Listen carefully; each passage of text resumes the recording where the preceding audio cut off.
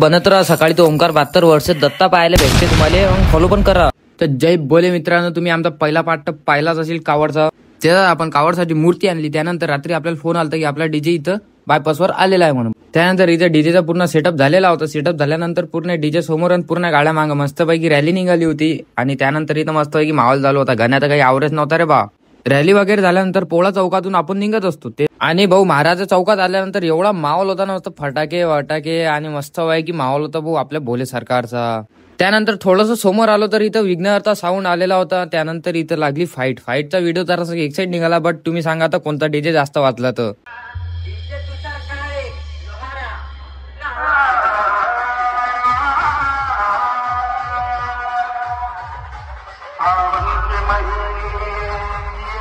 तर त्यानंतर भाऊ फाईट तर काही लागली नाही, पण दत्ता ऑडिओने एवढा आवाज खोलला पुरा कानात कीर होता. सर्वजण कानाला बोट लावूनच उभे होते रे भाई, दत्ता बोलते ना. हा त्यानंतर सर्व झाल्यानंतर आम्ही 5 जण निघालो. एकाच गाडीवर 5 जण निघालो नागपुरीच्या दिशेने.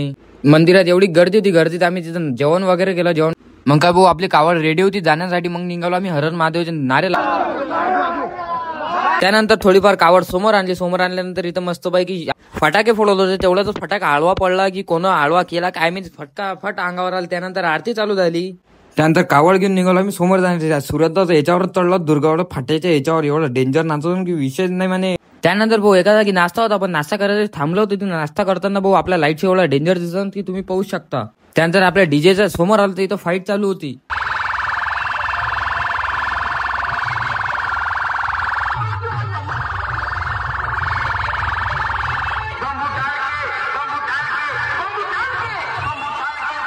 त्यानंतर भाऊ कॉम्पिटिशन मध्ये नाश्ता घेतला मी. माझा अंगोठा पडून दुखत तर काही नव्हतं, पण मजा येत होती. जाऊ द्या म्हटलं काही नाही, एवढं चालूच राहते. त्यानंतर आजूबाजू गाडीवर बसलो, जरा समोर आलो. आपला विषय हार्ड आहे, सर्वजण नाचत होते. मग मी काले वाट पाहतो, मी पण भिडलो ताकद नाही नाचायसाठी.